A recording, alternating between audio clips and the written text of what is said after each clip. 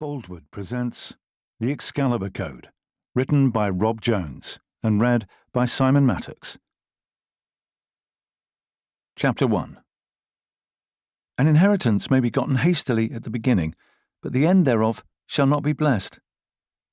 Max Hunter turned to the bright young woman standing beside him and smiled at her. The approaching sunset was shining through the French abbey's impressive stained-glass windows, illuminating her blonde hair almost like a halo. Suddenly, he was very happy she had joined the project. He broke eye contact and found something to look at near his boots. A few inches away was a hole they had recently made by breaking through the ancient flagstone floor. "Is that another quote from the Bible?" "Proverbs 20:21, King James Version," Laura Lane said with a wink. "And what does it mean? You'll have to forgive me, but I'm not much of a religious scholar." "It means that something gained by fraud, cheating or stealing seems like easy money at first, but sooner or later ends up biting you in the rear." "We're here at Mont Saint-Michel on official UNESCO business, and whatever we find is part of a lawful archaeological exploration. There's nothing ill-gotten about any of this." "Not us, silly. I was thinking about what you told me about all the thieves and smugglers you've come across in your career. And that's a quotation, not a quote. A quote is what your builder gives you." Hunter's laugh bounced off the 1,000-year-old walls surrounding them. He returned his eyes to her and leaned in closer, speaking through his grin. "And you're no builder. I can tell by your physique." She narrowed her eyes and sighed. "Dr. Hunter, Professor Bonaire told me you were in a relationship with an American CIA agent." How discreet of her. She meant well. I think she was warning me to resist your charms. Is it true? Hunter weighed that up. "Agent Amy Fox and I spent some good times together, but we ran a little hot and cold, and so we decided to give ourselves some space. Then Juliet called from UNESCO and hooked me up with this job, so I flew back to Europe to help her out. I haven't seen Amy for several weeks." "I see," Lauren said, her smile fading as the awkward moment passed. "Anyway, as you say, I am certainly no builder, but it sure looks like this place is going to need one, after all the mess we made here today." Hunter swept his hair out of his eyes and smiled at her little joke. He had also felt a slight frisson between them, but having just reminded himself of Amy over in Washington, he decided to stow it away and take up the opportunity given by Lauren to move things along. "This mess is nothing to worry about. As you're aware, the island of Mont Saint-Michel, including the abbey and the entire bay surrounding us, has been a UNESCO World Heritage Site since 1979. We have every right to be here and make as much mess as we need to get to our little treasure." "Since 1979, eh?" said the perky young woman from Oxford with a sly grin. "I wouldn't know about that. That was 20 years before I was even born." Hunter suddenly felt older than the abbey. Time to turn it back around on her. "Don't worry about a thing like that. You might be inexperienced now, but after a few years of working and studying hard, completing some more research, and getting muddy out in some serious field work, you'll begin to know almost as much as I do." 23 years old, and I've a first-class degree in archaeology from Magdalen College, Oxford, a master's in anthropology from Harvard, and I'm in the final year of my Cambridge PhD in medieval history, specialising in the theological scholarship of Xavier of Normandy. I heard when you were 23 years old you were doing press-ups in a muddy trench and getting shouted at by a drill sergeant. Have I got that right? Hunter's smile faded. "Let's move things along, shall we? I believe the authorities have only permitted us to excavate this location until sunset, and as we can see, the golden hour is almost upon us." She looked across the abbey and through a large open arch at the sky. "It's the most beautiful sunset I've ever seen." She took her phone out of her pocket and started taking some snaps for posterity, or maybe bragging rights. Hunter didn't care. He'd done the same thing many times. "I just want to get a picture of that before the sun goes down." "I'll join you," he said. "I'm a real sucker for beautiful things. Cannot resist them." She gave him a sideways glance and hid her smile as they walked away from the excavation site and across the abbey's expansive nave. They arrived at 3 broad open arches, offering a breathtaking view over the wide, flat bay below. In a display of unparalleled beauty, The low sun reflected off a shallow pool of seawater trapped in a dip out in the estuary, making it shimmer and sparkle. As Lauren snapped some pictures, Hunter simply stared and drank in the view until yet more memories of his time in Washington interrupted the moment. In the short time he'd known the HARPA team, he'd made some great new friends in Sal Blanco, Jody Priest, Ben Lewis, and even to a certain extent, young Quinn Ghost Mosley. With Amy, it had been more than friends, almost right from the start. But since going on a break and then his flying back to UNESCO in Europe, it was all starting to seem like a dream. He turned and fixed his eyes on Lauren. Yeah, there was the age difference, but she was early 20s, smart and beautiful, and shared his interests. She looked back up at him, and they slowly moved closer until their lips were inches apart. "Hey, is there anyone still up there?" Hunter and Lauren were still staring into each other's eyes when they heard Scott's voice. Eyes widening, they spoke at the same time. "Shit!" Running back over to the hole in the nave floor, Hunter dropped to his knees and stared down inside it, peering into the dusty gloom, until the figure of his second doctoral assistant slowly merged into view. "Sorry, Scott, I was just enjoying the view." Lauren raised her eyebrow at the comment as Scott called back. "Yeah, that's great, Dr. Hunter. Meanwhile, I think I might have found something important." Hunter and Lauren shared a glance, both fighting to hide their excitement, in case Scott had made a mistake. "You found the jewels?" Lauren asked. Scott laughed. "Good news or bad news?" "You choose, Scotty," Lauren said. "Bad news is that I cannot see any sign of the jewels." Hunter cursed, inclining his head further to get a clearer view of Scott. "In that case, I'm more than ready for the good news." "The good news?" Scott called back. "Oh, that's nothing. Just that I found a very old treasure chest with the words Res Principis Arturus on top of it. I don't speak Latin, but does that mean anything to either of you?" Hunter and Lauren locked eyes. Hunter said, "Say that again?" Scott repeated his sentence, word for word. "What does it mean?" "The property of Prince Arthur." Hunter scratched his head, which is a little odd. I'm not sure why the crown jewels would have the title Prince Arthur inscribed anywhere on them. Are you sure about what's written on the treasure chest? Scott gave a petulant sigh. "I can read 3 words, Dr. Hunter, so yeah." "Fair point," Hunter said. "Any chance we can get a look at it before they throw us out of here?" "Sure thing, Max. I'm on my way up now." Hunter was playing it cool, but the truth was he hadn't been this excited since HARPA had uncovered a site in South America, now locked down, containing a mysterious source of water which some were already describing as the elixir of eternal youth. That remained to be seen, but somehow he and Amy and the rest of the team had also managed to fit raising the Titanic into the field trip. The famous wreck was now undergoing massive restoration in a private Norwegian dry dock under the direction of Olav Skolberg, with a view to one day being open to the public. It was one of the highlights of Hunter's brief but illustrious career, and its salvaging represented a few days he could never forget. But it was already receding into the past, and these recent few weeks he'd spent at UNESCO had been boring in comparison. As he watched Scott Wright climbing up the telescopic ladder with the small treasure chest, he realized just how bored he'd been, and grateful for the opportunity given to him by Juliette Bonaire to lead the field trip. Scott had reached the top of the ladder and was struggling to get out of the hole with the box under his arm. "Don't anyone help or anything?" "Sorry," Hunter said. "Allow me. Thanks." Hunter took the box and left Scott to clamber out of the hole on his own. Turning to face the last of the golden light streaming in through the windows, he held the box at arm's length and admired its intricately carved hardwood sides and burnished brass edging.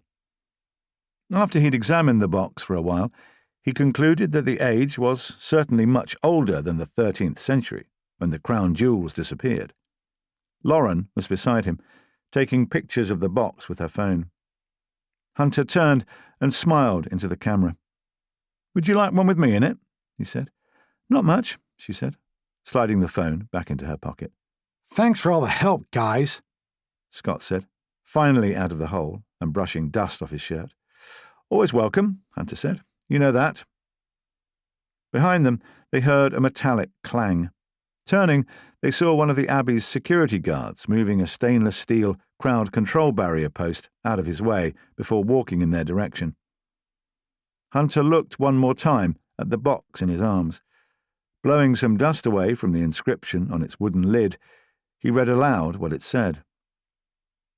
Res Principis Arturus, property of Prince Arthur. Wow, Lauren said. And I mean, wow, that's amazing. Hunter looked at her. You think my Latin is amazing? Thanks. Agreed, said Scott. And not with what you just said, Dr. Hunter. I agree with Lauren. It's not every day you find the personal possessions of a monk from 800 years ago. It most certainly is not, Hunter said. We're supposed to be on the trail of the missing crown jewels, but instead we find this little box with the name Arthur on it. Maybe we got our hypothesis wrong, but it still has the potential to be a very valuable find. Let's see what's inside Arthur's little chest.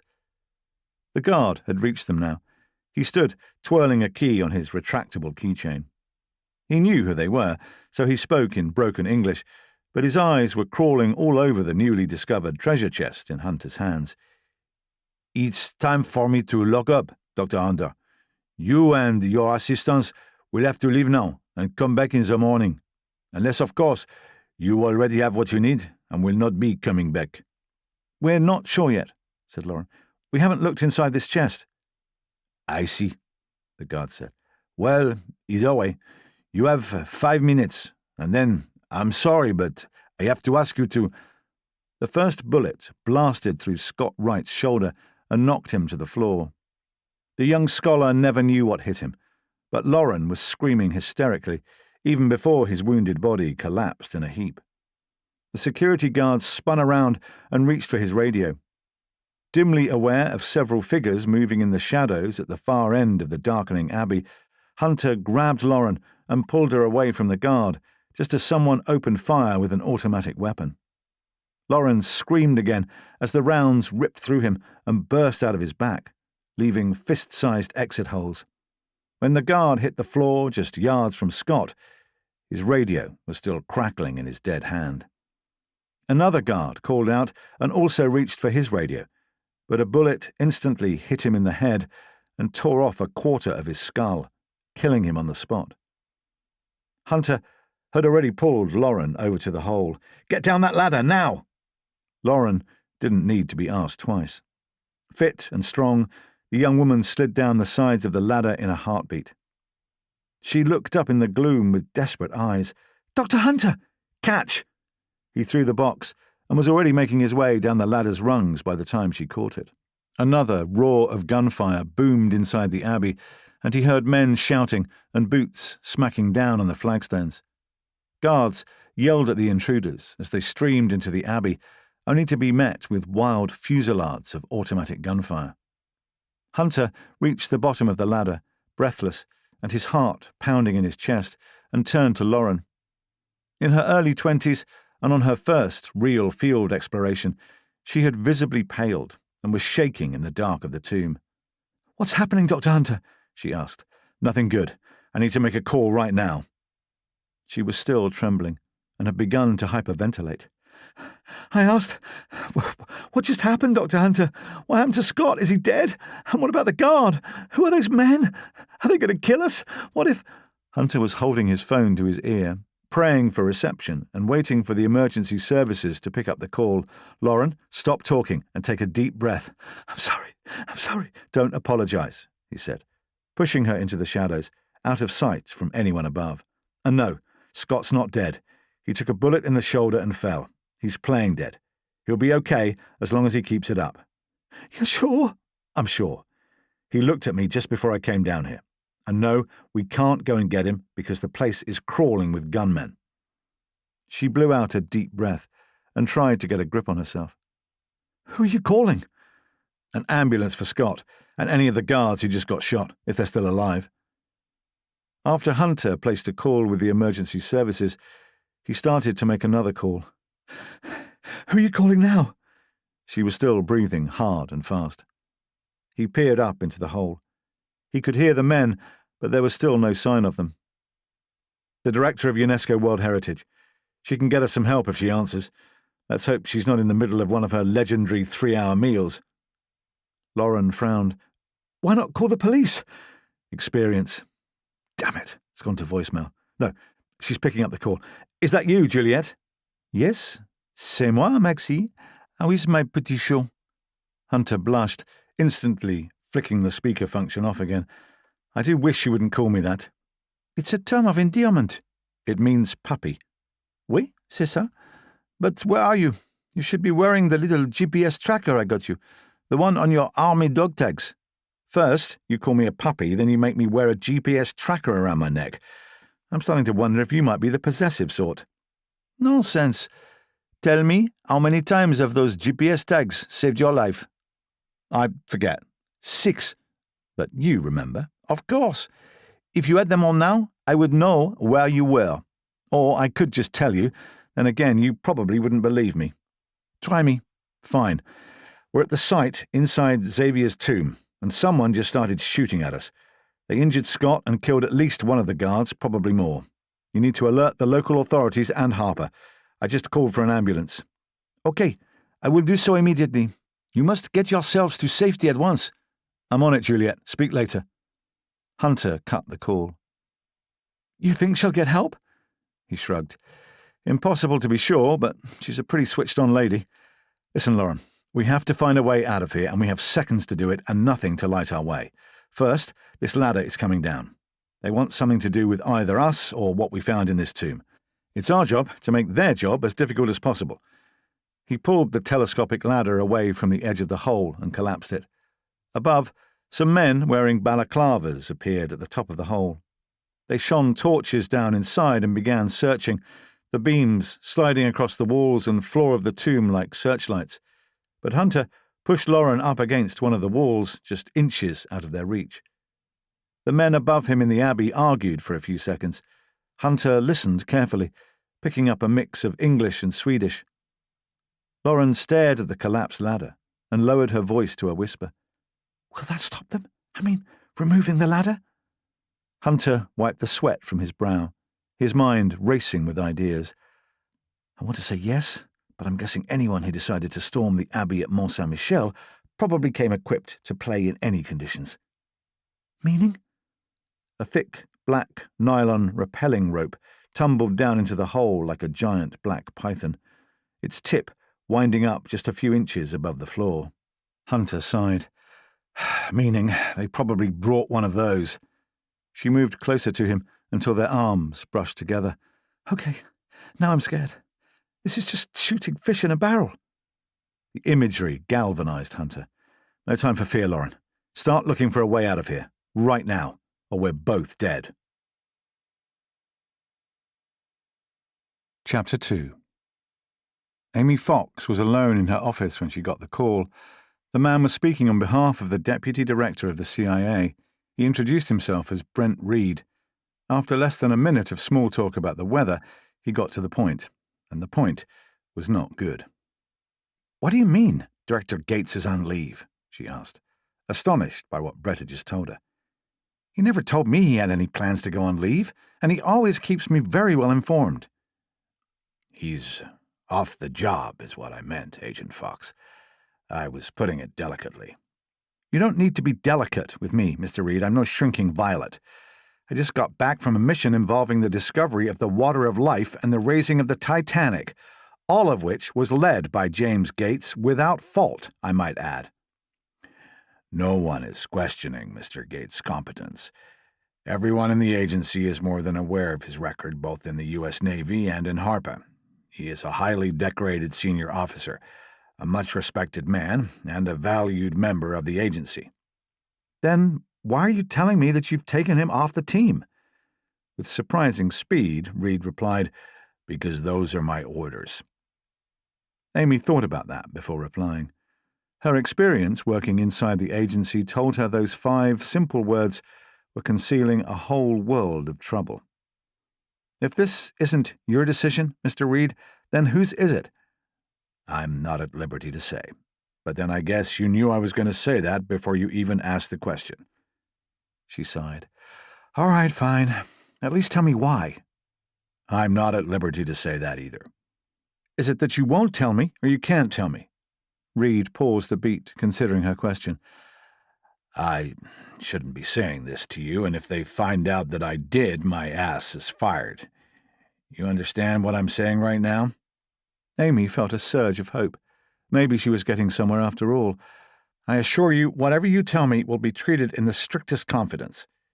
"It had better be. Now listen carefully. My boss works closely with the deputy director of the CIA, and he told me that the deputy director was ordered personally by the director to freeze Gates out. Whether or not the order originated with the director, I don't know, but I think this goes way higher, right to the very top. And I'll say one more thing. This has something to do with the mission you just referenced. You and your little team upset some big movers and shakers, or you were gallivanting around looking for your elixir and raising old shipwrecks." "It wasn't just any old wreck, Mr. Reed. It was the Titanic. And HARPA didn't raise it. That was done by a third party, Olaf Skolberg, as I believe you must surely know." "When you say we upset some people, can you tell me more?" "No. Other than these are powerful people who have some clout when it comes to helping the CIA director make her decisions these days. Along the way, I heard the word Illuminati.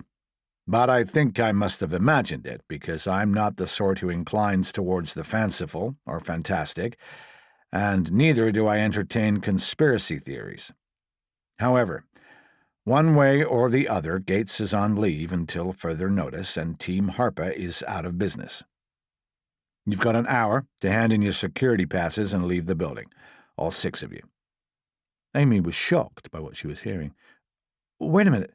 Putting Jim Gates out in the cold is one thing, but you're also suspending me and my entire team?" "Yes, but it's not my decision. I think I already made that clear. This comes from 1,000 miles above my pay grade. Whoever's pulling these strings is so high in the stratosphere you need bottled oxygen to go argue with them about it. And I'll make the following point again. If you tell anyone I told you this, then I won't even have a pay grade. We still have a solid understanding on that point, right?" "We do." She said this, but she wasn't happy about it. She understood why he didn't want anyone in the wider agency knowing what he'd told her, but there was no way she was going to keep it from the rest of the HARPA team. They had a right to know, and besides, she would have to tell them something. They were about to get suspended from their jobs. "What'll I tell my team, Agent Reed?" she asked. "How the hell should I know? Make up some shit about the funding getting drained. You know them all better than anyone. You know what they'll swallow. Be smart and tell them not to rock the boat, to go quietly into the night. That includes you contacting Gates. Let him be. It's better for everyone this way. And that's the end of our conversation. I'll be in touch, and stay out of trouble, Agent Fox. Don't do anything stupid." Reed cut the call and left Amy sitting in the gloom. What he had said about the HARPA team was true enough. She did know them better than anyone else, but that didn't make it any easier to tell them they no longer had jobs, to cut them loose. She looked at her watch, saw it was nearly midday, and wondered what they would all be doing. Weeks had passed since they'd stood on the deck of Olaf Skolberg's ship, the Østje, in the North Atlantic, and watched the raising of the Titanic. Those were happy days, but after the mission, the team members split and went their own way. She knew Jody was back in California, wrestling with unexplained family issues. Sal was in New York, helping his brother out at his pizza restaurant. Ben was right here in D.C. with his wife and new baby. That left Quinn and Hunter. No one ever knew where Quinn went, and that included Amy right now. And while she didn't know where Hunter was, she could make a guess or two. She had been twiddling a pen while talking to Reed. Now, she tossed the pen on her desk and leaned back in her chair. She was confused and concerned by what he'd just told her, but she was sure about one thing. If he told her not to make contact with Jim Gates, that was the first thing she was going to do. She fired Zoom up and navigated to Gates's account, calling him up without delay. The call rang and rang, and her mind filled with worries. Maybe Reed had been a little elastic with the truth. Maybe Gates had been more than suspended. What if their crossing swords with the Illuminati during the Titanic mission had ruffled some important feathers? Maybe a more permanent solution had been applied to her old friend. Her fears were soothed when Gates answered the call, and his familiar face suddenly appeared on her computer screen. His hair was a mess, he was unshaven, and he looked tired, but he was alive, and giving her his famous crooked smile. But he wasn't in his DC home. Behind him, she saw a lot of dark wood and the flickering light of what could only be a real fire. Amy, I was kind of expecting you to call. You never let me down. That's me, reliable to the point of boredom. His grey eyes narrowed, and his smile began to fade. As a matter of fact, I was going to call you later today. I guess you already know they suspended the whole HARPA operation. I just spoke to a man named Brent Reed. He was kind of an asshole, by the way. Didn't give a damn about anything, just told me HARPA was suspended and I should keep my nose out of it until I heard further information from his office. He also told me not to speak to you. Gates nodded sagely. That's Brent, all right. I'm pleased to see you regarded his advice with a healthy dose of your usual skepticism. I see you're not in D.C. That's right. I'm in Colorado, at my ski lodge. It's no secret. Telluride is so beautiful right now, and when they suspended me, it seemed like the right place to be. She'd heard him talk about the lodge before, but had never seen it. You're safe, then? We're fine. Your wife is with you? Susanna is here, of course. And our dogs, Zach and Lucy. We're having a great time. Amy realized he was playing down the threat of whatever was happening. His wife had an important career in D.C., and it was unlikely she would drop everything for an indeterminate vacation in the Rockies unless things were more serious than her boss was letting on. She considered challenging him, but knowing he would never admit it, she let it go. Instead, she decided on a more neutral and generic line of questioning. What's this all about, Jim? I know probably about as much as you. Brent delivered the news to me late last night. Luckily, a good friend of mine with a plane agreed to fly us out here in return for a few days at the lodge over Christmas. It was a good deal. As you know, we usually go to Florida at that time of year anyway. So we took the opportunity to get the hell out of D.C. and as far away from Brent Reed and his office as humanly possible. Some say Reed sleeps in a coffin, but that's just hearsay. She laughed politely at his attempt at using humor to lighten the mood, but inside she felt anything but calm. But this goes higher than Reed, right? You bet it does. Brent is just a minion, working for his masters. How high it goes, I have no idea as of this moment. I've got Zach and Lucy working on it. She smiled again at his second joke, but pressed on in her search for answers. Reed told me his boss works closely with the deputy director of the CIA. But does that office have the remit to suspend HARPA? Or is that coming from the director himself? Working on that too, but from what I've gathered so far, this goes higher than the director. But the director of the CIA reports directly to the director of national intelligence, Karen Svoboda. That's a cabinet-level position, Jim. Director Svoboda reports directly to the President of the United States. Let's not get ahead of ourselves, Amy. The order to suspend HARPA may not have been official. It may have originated horizontally and not vertically, if you catch my drift. You mean someone outside of government has the influence to push the DNI around? Gates broke into a laugh. Amy, take it easy. We'll work it out. I'm sorry, I'll dial the paranoia down a notch, but I'm not letting this go. HARPA has proved its value to the government many times in a relatively short period. It doesn't get shut down on a whim unless there's some kind of hidden agenda. All of this happened very fast right after we ran into the Illuminati, Jim. I can put 2 and 2 together. And make 4? Let's just say we proved how adept we are at getting to the bottom of mysteries from the deep past and uncovering secret societies who would rather remain in the shadows. The next thing we know, we get shut down. Maybe. Maybe not. Inquiring minds and steady nerves, Amy. That's what's going to get us through this and out the other side." Amy watched Gates take a second out to shoo his 2 dogs away from the laptop. Lucy, the golden retriever, wandered out of view, while Zack, the young black Labrador, slumped down by the fire, sighed gratefully, and curled into a ball to sleep in front of the crackling flames. Reed talked about how he didn't believe in conspiracy theories, but saying HARPA's suspension isn't connected in some way to what we've discovered on our missions seems like a closed-minded coincidence theory to me. Gates's jovial expression faded. "I never said there's no connection. I said we need to keep an open mind to make sure we get to the truth. And yes, they may be targeting us to put us out of business. That's certainly what I think. I don't believe in coincidences. Someone wants us out of the way before we reveal any more ancient truths." "You might be right, but for now we follow the procedure. It's a bureaucratic thing, you know that. You're an even bigger bureaucracy nerd than I am." She smiled, his calm manner finally making her relax. "You want me to go ahead and tell the others they're all unemployed until further notice?" "Looks like you have little choice. But I'm sure it's only temporary." "Wait a minute."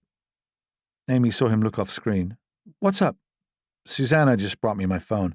There's a missed call from Professor Bonaire just a few moments ago." "She doesn't normally call me," Gates said with a frown. "Unusual." Then Amy's phone rang. She looked down and saw it was also from Juliette Bonaire. "Now she's calling me, and that's just as unusual. She normally makes contact with the team through Max. I think I better take this, Jim." "Sure thing, Amy. We'll stay in touch. And let me know if you need anything. Officially, I'm out of the loop, but that's just officially. I also do a good line in unofficial stuff." "Thanks, Jim. It helped to talk to you." They ended the Zoom call, and Amy picked up her phone. "This is Amy Fox." "Amy, thank God," Juliette said. "I just tried to call Director Gates, but there was no reply." "That makes sense," Amy thought. "What's the matter, Professor? You sound concerned." "I am concerned, very concerned. I need to speak to you on Zoom right away. I think Max might be in grave danger." Chapter 3. Hunter was deep inside Mont Saint-Michel Abbey, and his eyes were still adjusting to the tomb's darkness by the time the men appeared at the top of the hole in the floor above him. They were all wearing plain, black cloth masks. The English archaeologist and former Grenadier Guards officer was certainly no stranger to potentially lethal situations, but this one was shaping up to be one of the most dangerous he'd ever faced. Then a man spoke. His voice was cool and calm. "You can run, but you cannot hide, Dr. Hunter." That took Hunter by surprise. How did these people know his name? "But I can fight," Hunter called up. "Why not throw some shooters down and make it a fair fight?" The man laughed. "I think not." Lauren turned to Hunter, her eyes wide with fear. "You know these guys? Is that what you think of me? That I'm the kind of man who consorts with violent, gun-toting thugs and murderers?" "Oh no, Dr. Hunter, I think much worse of you than that." They shared a look. "Thanks, but this situation is a little too serious for even your legendary wit to lighten the moment." "He's right. It is serious," the man called down. "Very serious. You might even say Dr. Hunter has dragged you into a life-and-death situation. An expert in archaeological endeavors he may well be, but when it comes to downright dirty thieving and smuggling, he is, in the present company, a mere parvenu." "I'm no thief or smuggler," Hunter called back, "but thanks to that delightful introduction, at least I now know who I'm dealing with. Although a name would be nice, you have me at a distinct disadvantage. And I think we can keep it this way, because I always like to have the advantage, as you put it." Another man appeared. When he pulled his mask down to scratch his face, Hunter pulled his phone out and snapped some pictures of him. Seconds later, the mask went back up, and Hunter began desperately scanning the tomb for a way out. "That's not polite. If I don't know your name, then what should I call you? You're clearly military. Maybe I should call you Major Arsehole." The man's laugh turned sour. "That would be Mr. Arsehole to you. But do you think it's wise, provoking a man with a gun when you're trapped inside an 800-year-old tomb?" Hunter ignored him and grabbed Lauren by her shoulders. "Keep talking to him while I try to find a way out of here." Me? Why me? I don't know what to say. Make it up as you go along. Riff, freestyle. Try to be as casual and breezy as I just was. She rolled her eyes. You think an awful lot of yourself, don't you? We can talk about my many virtues later, but only if we can get out of here. Do your thing, but stay out of their line of sight. The only reason they haven't used that rope and come down here yet is that they want to try the easy way first. Which is, we give up and throw the treasure chest up to them. That's a good idea. That would make them go away, right? After they get rid of the witnesses, yes. Witnesses? Us, Lauren. We're the witnesses. Her face dropped. Oh, get talking. I need a distraction to give me time to find the other entrance. Hunter let go of her shoulders, gave her a confident wink, and began searching the tomb for another way out. The rock was hewn by men's hands, smooth, cold, and black, but nowhere presented an obvious escape route like a hidden door or window, or even a grate in the wall or floor. Above him, up in the abbey, he heard the man's voice grow colder. I'm going to give you 1 more minute to come to your senses and climb up out of that dismal little hole and bring the box you recently discovered with you.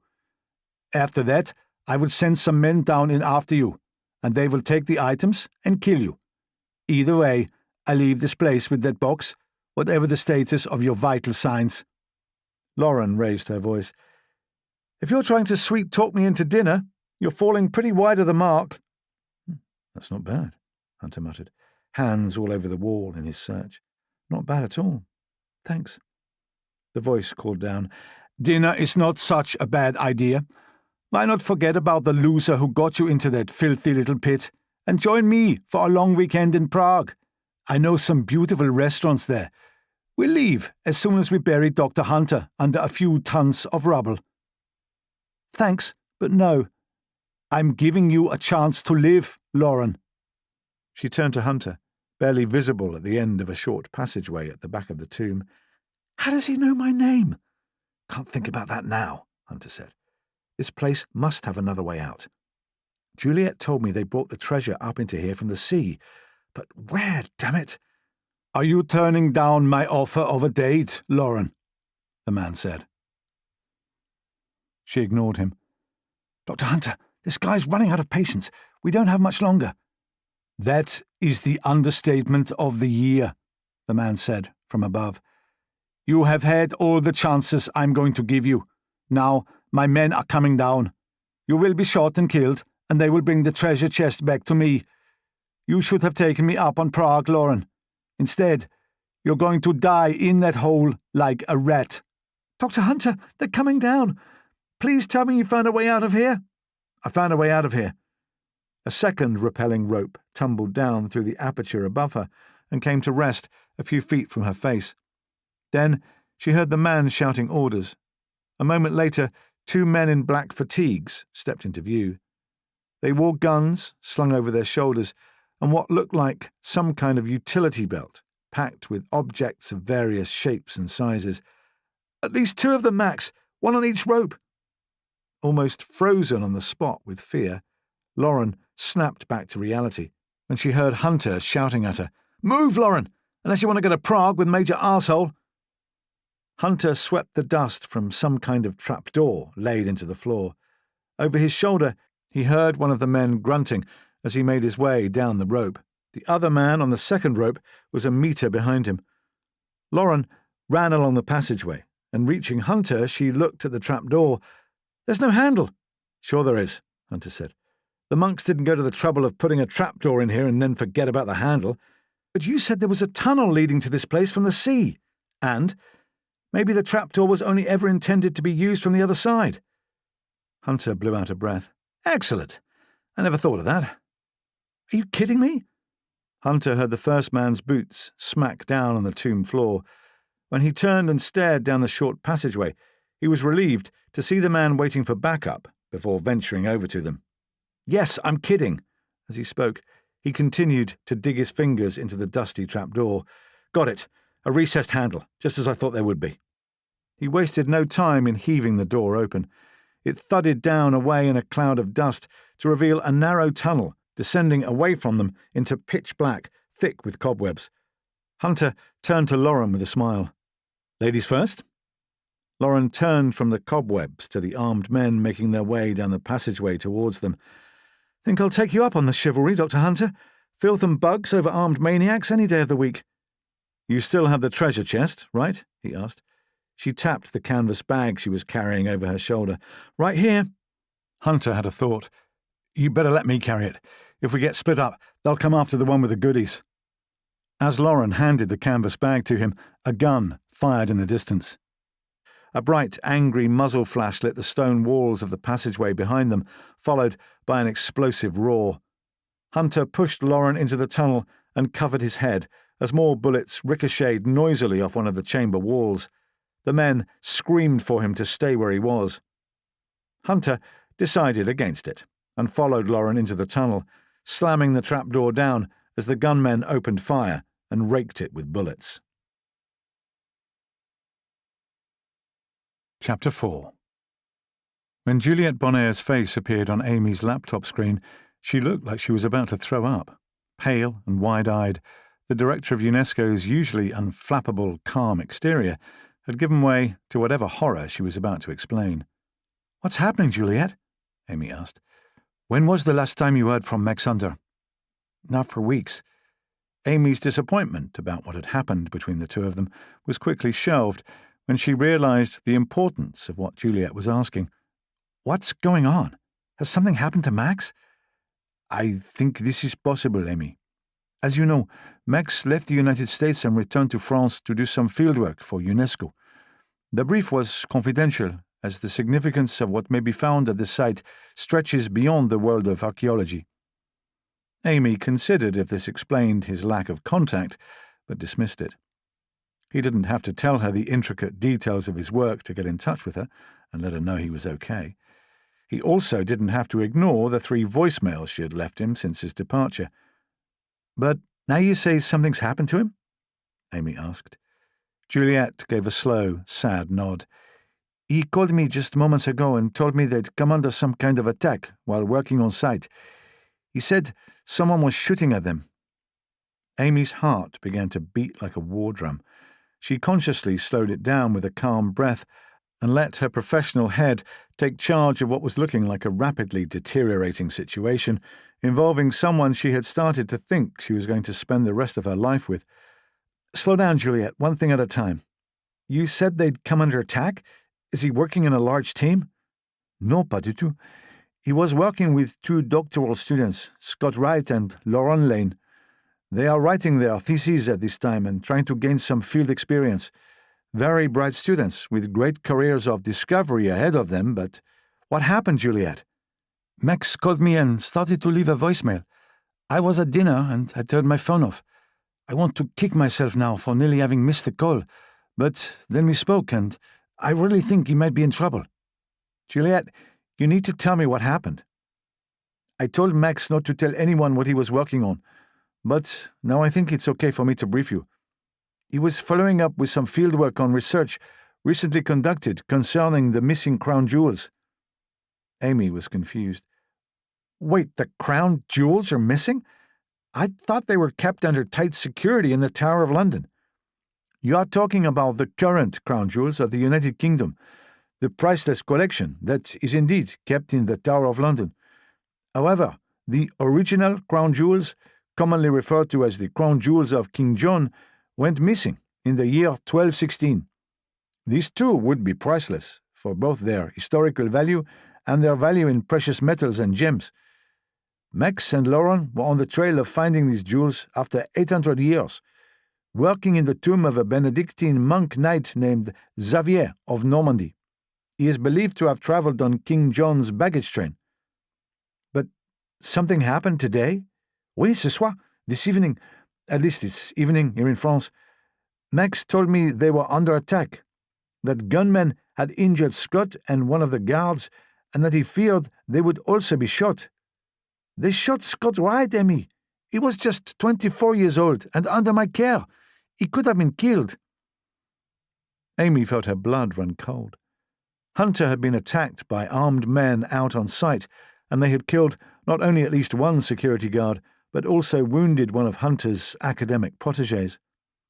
When she considered that the other student and hunter may already be dead, she cancelled the thought and switched back to the distraught woman on the laptop screen. "Where's the site?"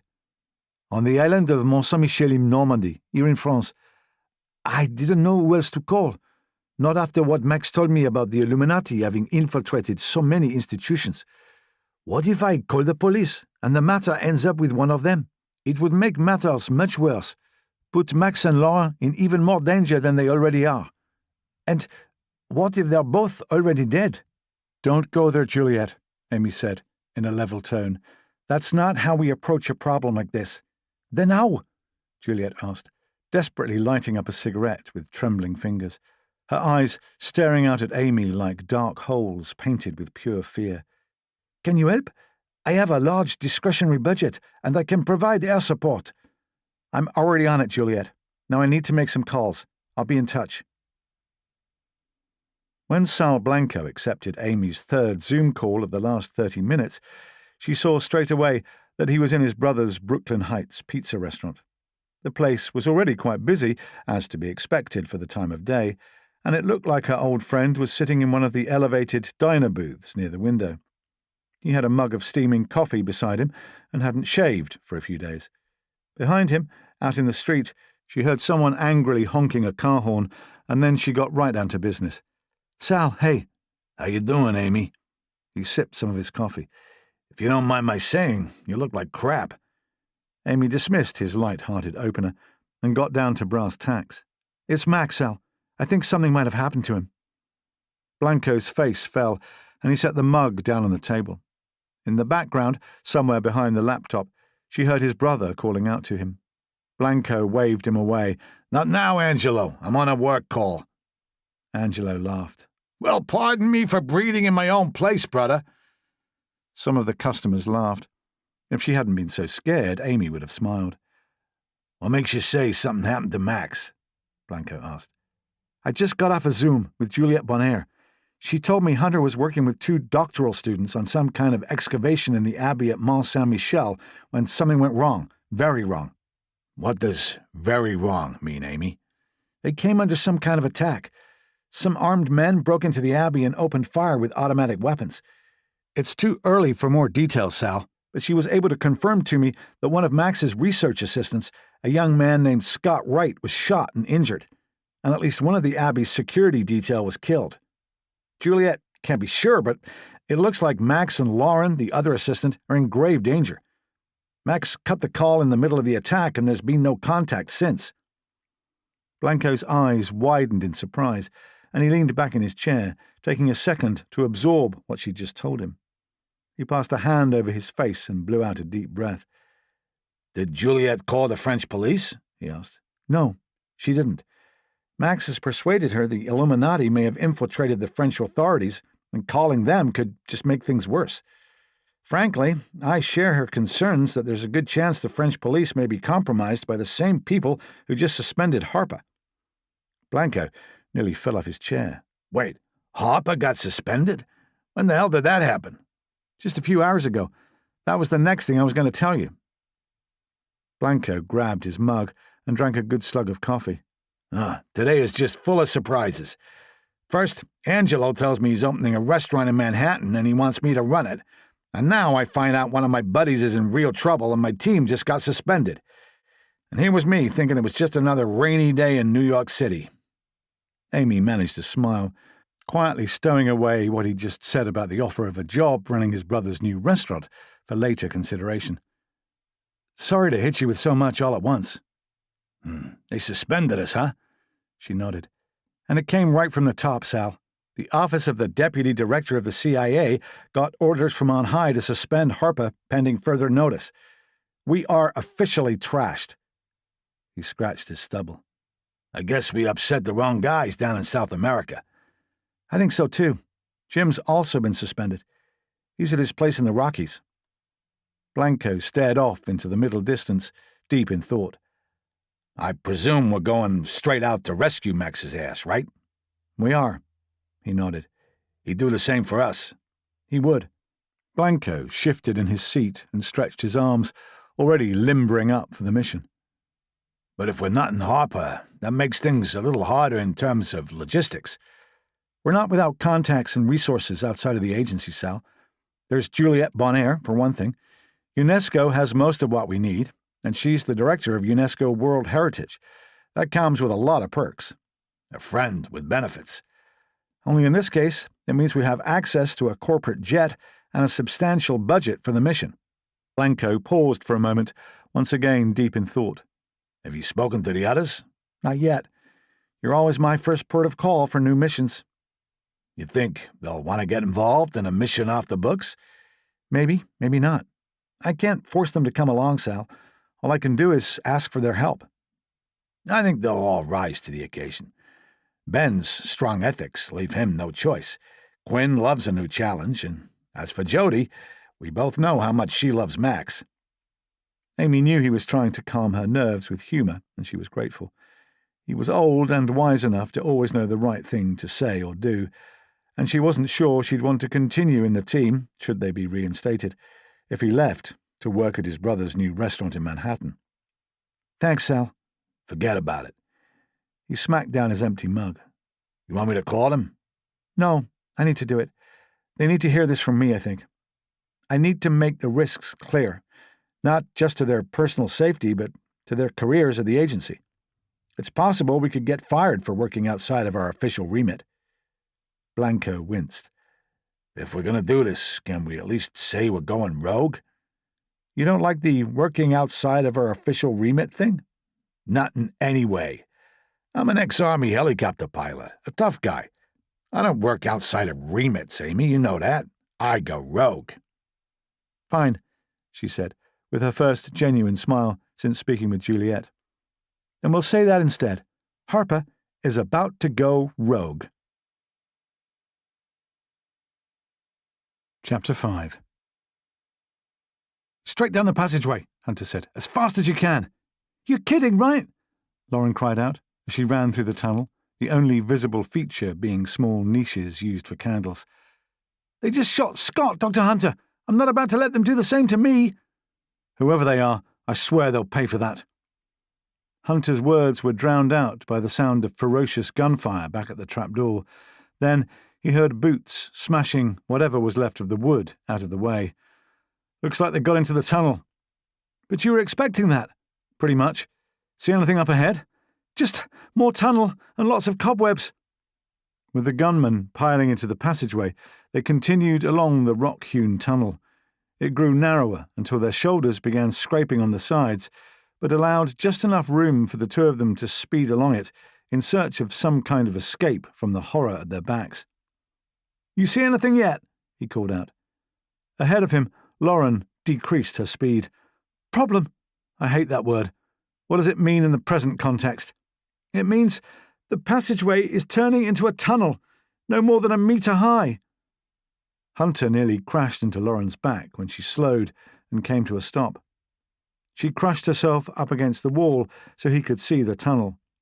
It was as she had described, around 1 metre in height and the same width as the passageway they just used to get here. He raised his torch, shining it into the tunnel's entrance. Unlike the main passageway, which was mostly level, he saw the tunnel stretching into the darkness at a declining angle. It's going downhill, he said. Makes sense.